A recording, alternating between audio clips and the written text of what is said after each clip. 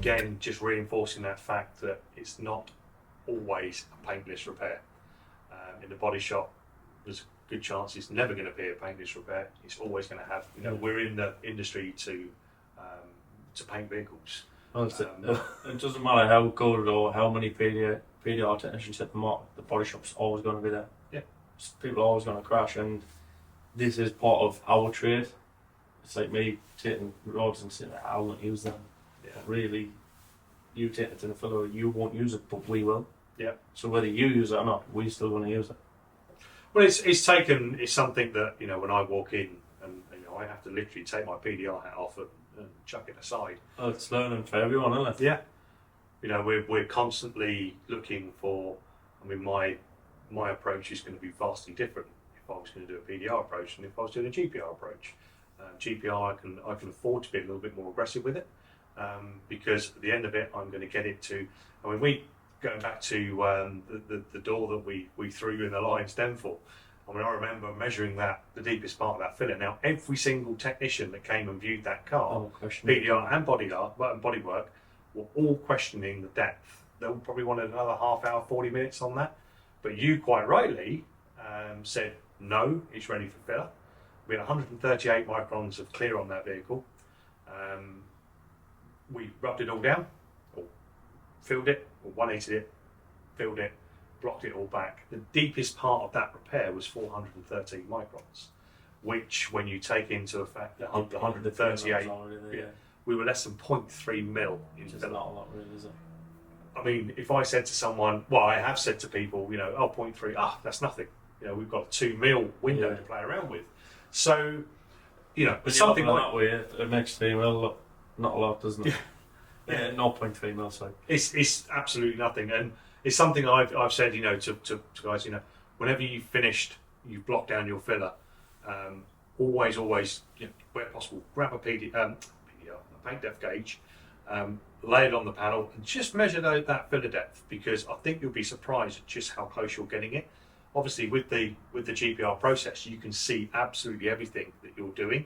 So you get all your textures there with your lights, so exactly. All them lows to a PDR technician's I'm going to take hours to pick them all up. Yeah. Where really, if it's, let's say, a 4-hour PDR repair, in a GPR you might have it in filler within an hour. Yeah. And then half an hour in filler. So you've cut down an hour and a half. Yes, it's still got to be painted and all that, but that is why it's here. Parcel of the body shop. Yeah, whereas it may be the paint's damaged. Yeah. 4 hours in PDR, and you might still have all them imperfections. But that's the thing. We've said it many times. It's not PDR, is it? Yeah, no, it's absolutely not. But it's very, very interesting just to see people's kind of views on how far to take the repair. And I think a lot of the time the repairs are overworked in some cases, and I get it time and time again when I install a system, or I speak to someone about it, offer a demonstration, and let me see you fix a dent. I'm not here to fix dents. I'm here to make sure that, when you came to me, you know how to move metal. That's it. I just needed to say, okay, well, look, pop your start gun down, let's pick up this glue gun and let's try working with this.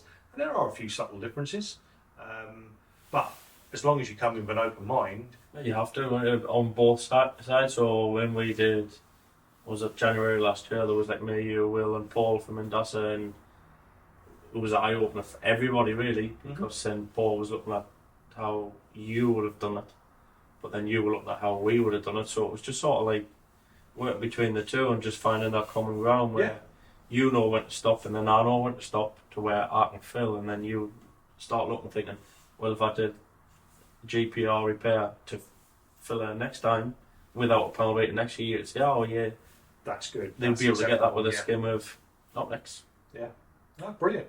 Well, I really appreciate you spending some time with us. It's just nice having a. I know we threw this one on you a little bit, so it's nice to get out of work for a couple of days. But no, I really appreciate your insight, and I'm sure Michael will be up for answering any questions if anyone wanted to fire a question or two towards you. We've had a few questions in the past and insults. That's fine. Send them to. No, but thanks ever so much.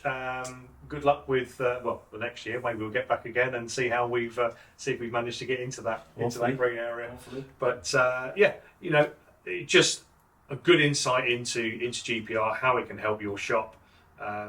It's really starting to blow up in the UK now. Keco, we're seeing it everywhere, which is nice for me. It means the work we're doing is good, and all we seem to get is good reports.